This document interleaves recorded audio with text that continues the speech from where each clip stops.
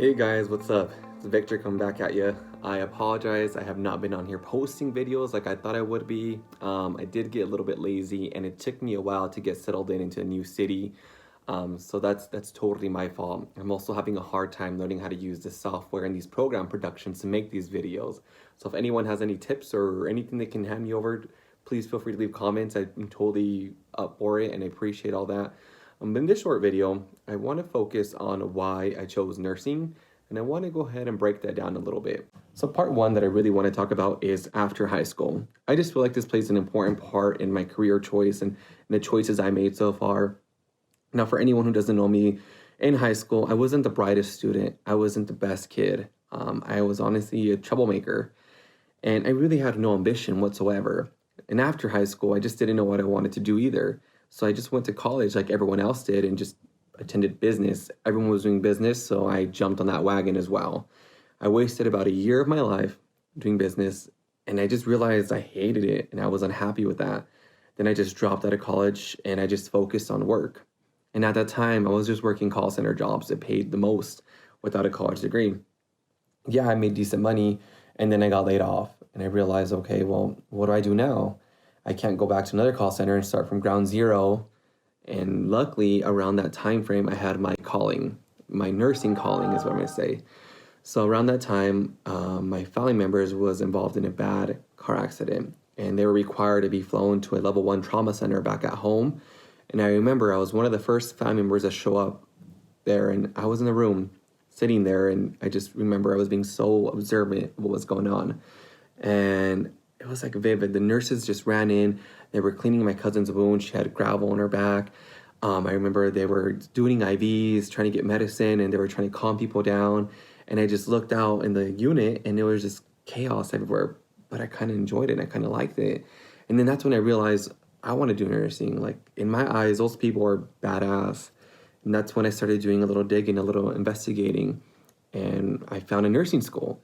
Luckily, I did get a chance to go to school with one of my close friends, so we were around the same time frame.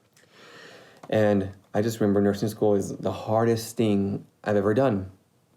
It was like a nightmare, not bad, but like it was just constant studying, constant clinicals, and all I remember is even when I went out with my friends, I would have my note cards with me. I'd be at the bar with my note cards, reading note cards as I'm sipping a beer. Like, I don't know how productive I thought I was, but that's what I did.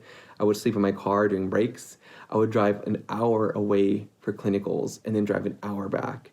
And now that I think of it, I mean, it was just, I sacrificed so much for that, and it was completely worth it. I even had moments still where I felt like I didn't belong though. I failed a class that I had to retake. I got discouraged when I got bad grades, and I would sit there and I would question myself, like, is this really what I'm fit to do? Like, the school prepares you for this exam, and I want everyone to know that. It's just an exam that they prepare you for because it's two different worlds from school to the nursing world. But back then, I wanted to give up. I just didn't think I was cut for it, especially when I failed my capstone. Now, my capstone, that's the last class before you graduate. And I failed it because I didn't pass these HESIs.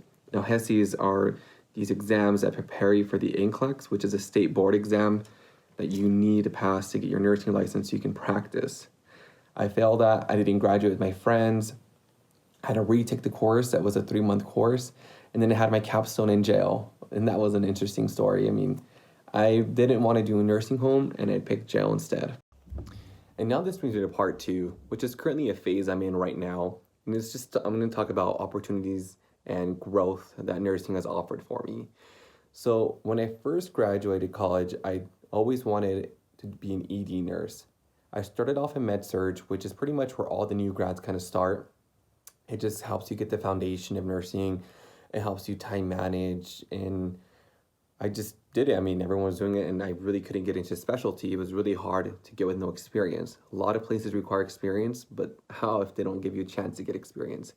So I got a job back at home. I started night shift. I did med-surg for about 9 months total. Now, during that time when I worked there, I remember I was just a geek. I'd be driving to work. I'd be so nervous because I was new. I'd park my car. I'd sit there for a little bit. I'd do a little quick prayer, and I'm like, all right, you got this. And I'd just talk to myself before I go and clock in. And throughout that time, I mean, I met some amazing people. And I also met some nurses that will just eat you alive. And there is that saying that nurses eat their young.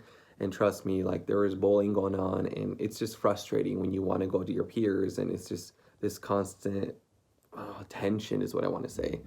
So I worked there, and I just didn't like it. I was just unhappy. I remember I was working one night, and we had no CNAs, and I had about 5 patients on my hands, and 3 were wet drawing, 2 were in a posy bed, which is like a form of restraint that we put patients on. It's like this tent that we zip up. We would call it camping. And I just remember there's call lights going off, bed alarms going off, and I just sat there and I was like, fuck, like I can't do this. Like, if someone falls, they're just gonna have to fall. I don't have any help right now. And that's when I realized like this is too much, and my license was in jeopardy. I felt like I was burning out. I was just did not like it at all. I approached my manager and I told her, hey, is there any way I can go to the ED? I really want to try and get in there.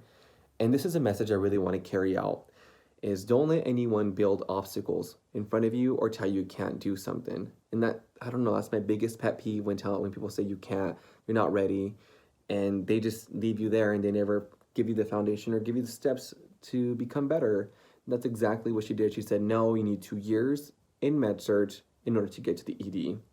And that was simply it. I walked out of the office feeling trapped. I was like, well, this sucks. Like, I'm back to square one. Like, am I really going to stay here for 2 years? Hell no. I quit shortly right after. And luckily, I got a job in this awesome organization called SEL. This is also back at home in Denver. And there, I started in ortho is what they had opening. So I worked orthopedics for about 4 months. And orthopedics is pretty much a unit where we just deal with individuals who have like shoulder replacements, knee replacements, and hip replacements. It's pretty much grandma and grandpa who needs new hardware, and that's pretty much it. And during that whole time, I lasted about 5 months in ortho, and I felt like a bathroom attendant. I took people to the bathroom and I handed narcotics every 4 hours. I was just a pill pusher, and I figured I was kind of bored. I really wanted more. And I remember I went up to my boss and I was like, great, well, we'll see how this goes. And I told her, hey, like, I would like to go to the ED. And she told me, okay, let's get you there. And honestly, that was like the best news I've heard so far. I didn't know if I believed her quite yet. I just didn't know if she told me the words I wanted to hear. And the next week, I was downstairs shadowing in the ED. And I was following a nurse around. She was showing me how the flow goes and the routine goes, and I liked it. I was super interested, and I just remember the next time I was signing my contract to go down to the ED. And the cool part is, back at that hospital, it's considered a specialty. ED, there's also like ICU and OR. So they actually offer an awesome program in which they put you back in school for that specialty to teach you just mainly specific how to address and how to deal with that. So I learned it all over in school. I learned about the emergency department from head to toe. I learned about all the systems. I learned about your ABCs, your trauma, your ACLS, your PALS, how to take care of sick babies, which by far is one of my fears to this very day. But I mean, I'm getting a lot more better at it. So then I got in the ED. I did that for about 2 years there, year and a half back at home. And next thing you know, I want to do travel nursing. I met a lot of awesome people who do travel nursing, but it kind of scared me, trying to go to a new city, go somewhere new where I don't know anyone. But I've always wanted to travel the world. And honestly, the reason I got all these jobs is all networking. I work with this travel nurse. He told me all about it. I was hooked on it. I did research. And next thing you know, I'm in contact with an agency and a recruiter who's telling me where I can go, when I can start.